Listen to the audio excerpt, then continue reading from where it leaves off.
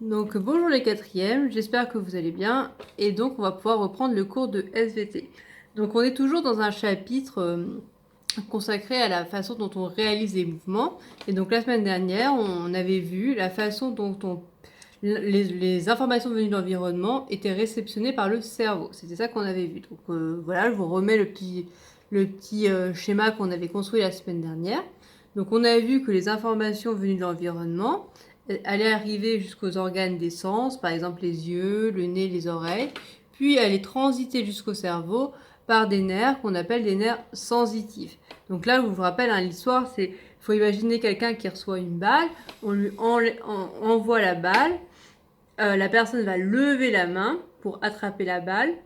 Dans un premier temps, donc, on regarde la balle, l'information visuelle va donc arriver au cerveau, et ce n'est que dans un deuxième temps que la personne va pouvoir lever la main pour attraper la balle. C'est ça qu'il faut imaginer. Donc c'est cette chaîne qu'on essaye de reconstruire.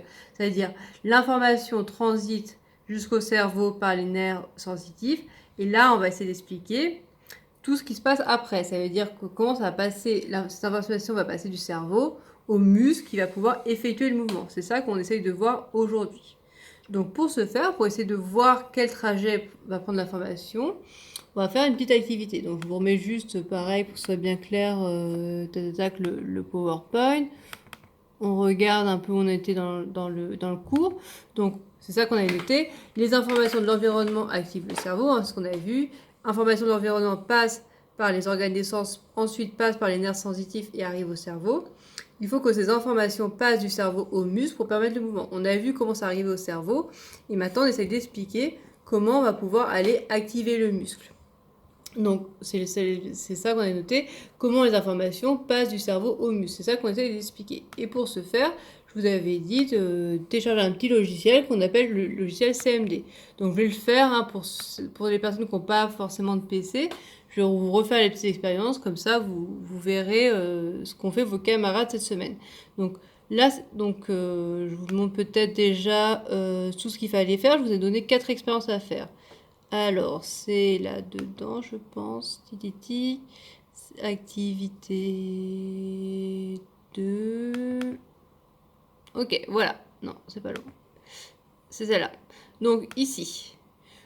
Donc, la première expérience, c'est l'expérience témoin. Donc, on regarde la grenouille qui n'a pas subi de. On va regarder la grenouille qui donc n'a pas subi de modification. Ok. Alors, normalement, elle est censée s'enfuir. Ah, je vais peut-être faire quelque chose. Qu'est-ce que j'ai fait de mal? J'ai coupé quelque chose. Ah, j'ai détruit le cerveau, ça va pas, je crois.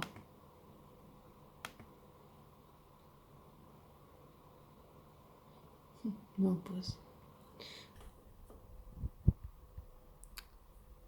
Ok, alors, donc là, j'ai remis ma grenouille intacte. Donc, on va pouvoir jouer le témoin. Donc là, la grenouille n'a pas subi d'ablation. On va pouvoir jouer la scène. Donc là, voilà. Donc la réaction de la grenouille, je sais pas si vous avez bien vu. Elle va écarquiller les yeux et sauter. Donc ça, on peut le noter dans notre tableau.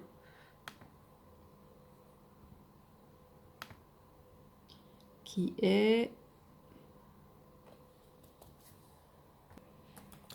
la grenouille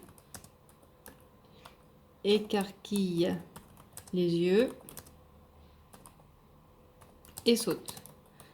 Donc là, dans notre tableau, c'était marqué, il fallait compléter le comportement de la grenouille à l'approche de l'homme. Donc là, il fallait juste décrire la scène. Voilà. Ensuite, pareil, on va pouvoir commencer à faire les expériences test. Donc cette fois-ci, dans la première expérience test, c'est ce qui était marqué, il nous demandait de sectionner le nerf sciatique. Donc je vais couper, enfin le nerf sciatique, pardon, le nerf optique en premier. Donc là, le nerf optique, c'est donc ce qu'on avait vu la semaine dernière, c'est le nerf qui va être relié entre l'œil de la grenouille et le cerveau. Donc je vais le trouver ici. Donc je prends mes petits ciseaux et je vais couper mon nerf optique ici. Alors des fois, c'est un peu réticent. Alors, pour détruire le cerveau, non, je ne vais pas détruire le cerveau, je vais détruire le nerf optique. Théoriquement, il est là. Non, là c'est détruit.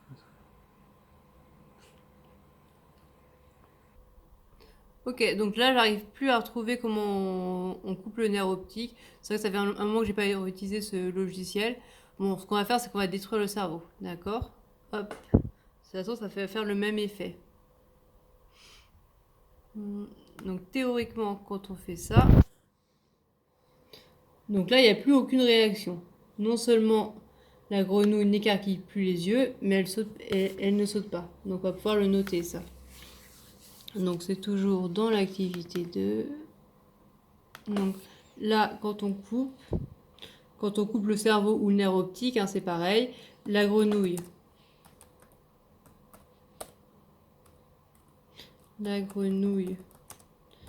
n'écarquille plus les yeux.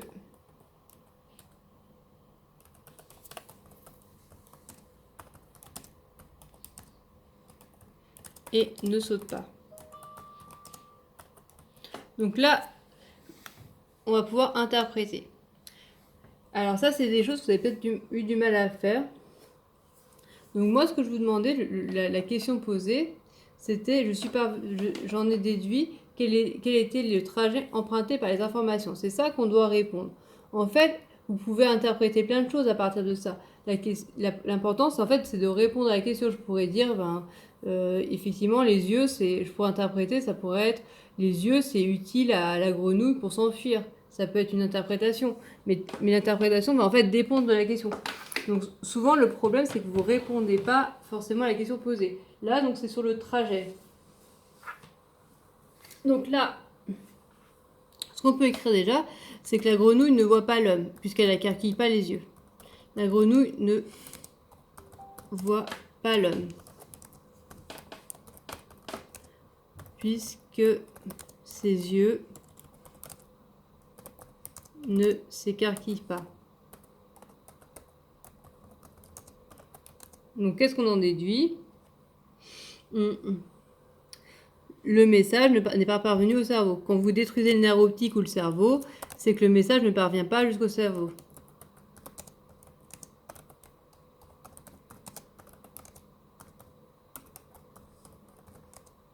Donc conclusion, là si on doit conclure sur le trajet, c'est ça qui était important, c'est que le nerf optique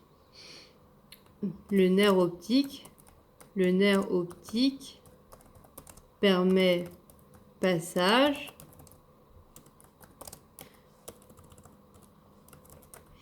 de l'information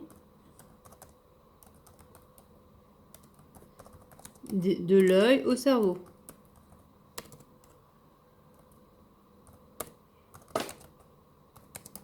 C'était ça qu'il fallait conclure, l'interprétation que je vous demandais, et c'est pour ça qu'il faut utiliser vos petites grilles de capacité que je vous donne à chaque fois, c'est fallait répondre, il fallait conclure à chaque fois sur le type de message. Et bien souvent, vous ne faites pas cette conclusion, vous ne concluez pas sur quel est le trajet emprunté. Donc ensuite, on continue. Là, deuxième expérience, on va couper la moelle épinière. Hop. Donc là, je prends mon ciseau pareil. Je me place au niveau de ma moelle épinière. Donc c'est ce grand axe-là. Et théoriquement, je coupe ma moelle épinière. Voilà, c'est bon. Ça fonctionne cette fois-ci. On y va. Qu'est-ce qui se passe quand on coupe la moelle épinière?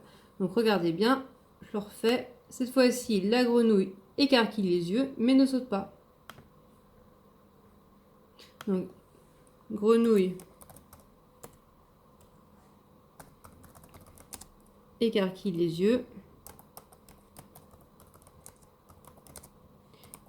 mais ne saute pas. Donc là, de nouveau, on interprète. Le message passe des yeux au cerveau,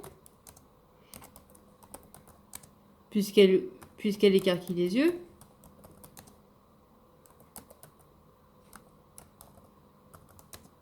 Si elle écarquille les yeux, c'est qu'elle voit en fait. C'est ça qu'il fallait comprendre.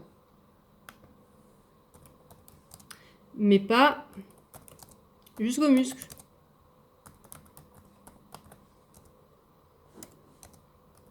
Et c'est là que c'était intéressant.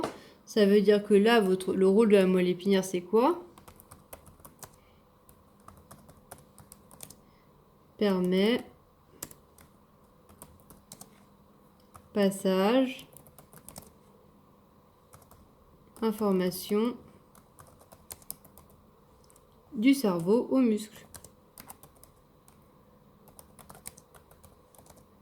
Puisque, effectivement, quand on coupe la moelle épinière, on a bien la grenouille voit puisque ses yeux s'écarquillent, mais on n'a pas le passage de l'information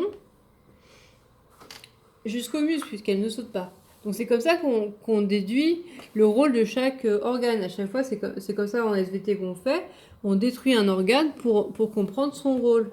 Donc là, on détruit la moelle épinière pour comprendre son rôle. C'est ça le principe. Donc dernière expérience, cette fois-ci, on va couper le nerf sciatique ou nerf moteur. Donc j'ai eu des questions. En fait, il y a plusieurs types de nerfs moteurs, dont le nerf sciatique. Donc ici, effectivement, ça ne s'appelait pas sciatique, ça devait s'appeler nerf moteur. Donc on va couper le nerf moteur, si ça veut bien. Allez.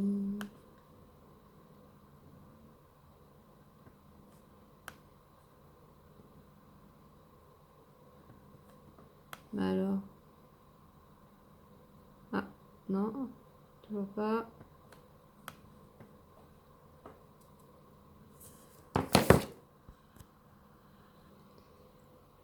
Hop, donc ça y est, j'ai réussi à trouver le nerf moteur. On va pouvoir le couper. Tac, voici le nerf moteur coupé. Et on va pouvoir voir ce qui arrive à notre grenouille quand on lui coupe le nerf moteur. Hop, je le refais une fois. Donc regardez bien. Donc de nouveau, même résultat que précédemment. On voit que la grenouille écarquille les yeux, mais ne saute pas. Et donc on va aller un tout petit peu plus loin. Oups. C'est pas ça, ma copine. Donc la grenouille écarquille les yeux, mais ne saute pas. Donc de nouveau, on va pouvoir dire que le message passe des yeux au cerveau puisqu'elle écarquille les yeux, mais pas jusqu'aux muscles. Donc on peut recopier ça, hein, c'est la même chose. Sauf que là, on va aller un tout petit peu plus loin. Sachant que le nerf sciatique est en dessous la moelle épinière, on va pouvoir dire qu'en fait, le nerf sciatique, son rôle, ça va être de quoi? Permet passage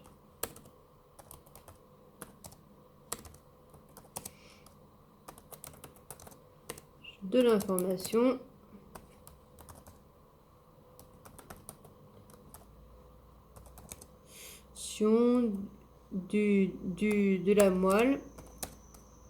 de la moelle au muscle. Information de la moelle au muscle. On va mettre un tout petit peu facile, de la moelle épinière au muscle. Donc, hop, donc voilà, ça vous montre comment on peut à l'aide de petites expériences, retracer le trajet de l'information. Donc là, si on se résume, ce qu'on a montré, c'est qu'on a un trajet qui fait quoi? Qui fait organe d'essence, nerf sensitif, cerveau, moelle épinière, nerf moteur. Voilà. Alors, pour celles qui avaient l'autre activité, on peut regarder ce que moi j'ai fait comme correction très rapidement. Je sais pas où c'est, mais je dois l'avoir sur... hop, ici. Je fais l'ordi.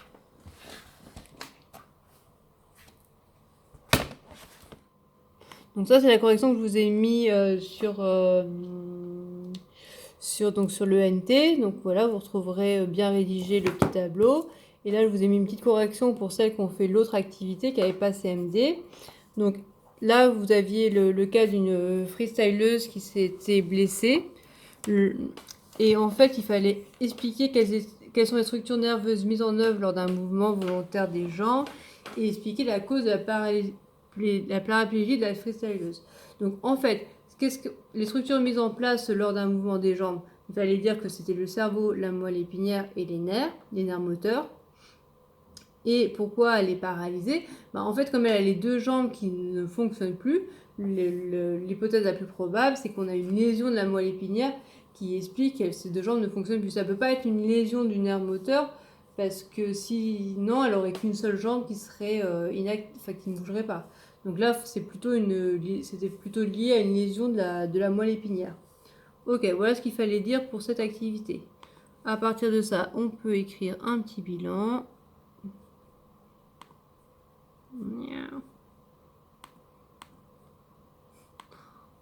Il rame un peu. Hein. Je vais changer d'ordi.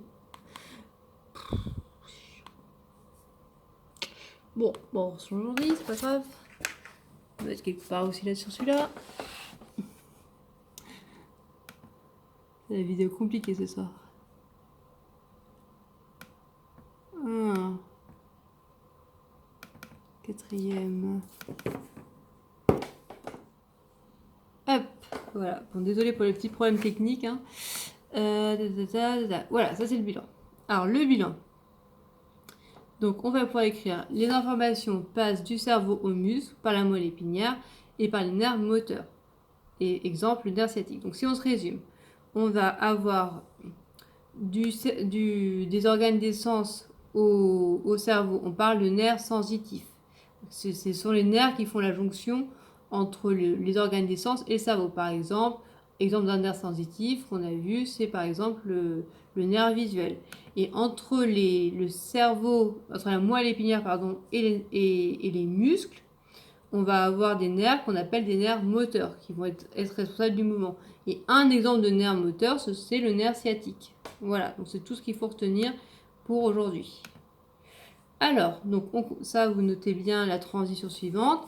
Les informations de l'environnement activent le cerveau, puis passent aux muscles pour permettre le mouvement. Donc ça, c'est ce qu'on vient de voir. On a vu le trajet de l'information. Maintenant qu'on a vu le trajet de l'information, on va s'intéresser à la nature du message. Quelle est la problématique, quelle est la nature du message. Et ça fera l'objet d'un grand 3, à savoir la nature du message. Ok, donc petite activité 3 que je vous présente. Donc, tac. Alors, vous avez, donc, je vous lis la consigne, afin de comprendre quelle est la nature du message, permettant le passage des informations de l'environnement au cerveau, puis du cerveau au muscle, visualise la vidéo, donc je vous laisse le lien, sur l'expérience de Galvani, et explique quelle est la nature du message qui passe des organes d'essence aux muscles. Donc vous avez une vidéo à visualiser pour comprendre quelle est la nature du message, et ensuite quand vous avez fait ça, à l'aide des informations apportées par les activités 2 et 3, complète le schéma construit dans l'activité 1. Donc vous regardez la vidéo et à partir de ce qu'on vient de faire dans les activités 2 et 3, vous prenez le petit schéma qu'on a construit dans l'activité 1 et vous le terminez, vous allez jusqu'au muscle. Voilà, c'est tout pour cette semaine. Bonne semaine, au revoir.